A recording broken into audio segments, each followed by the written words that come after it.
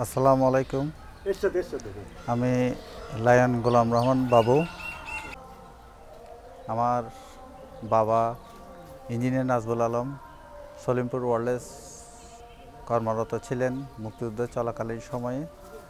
মুক্তিযোদ্ধার যেই চিঠি ঘোষণার যে চিঠিটা ওয়ারলেসের মধ্যে এসেছিলেন তখনই কর্মরত ছিলেন। একটু জোরে বলো।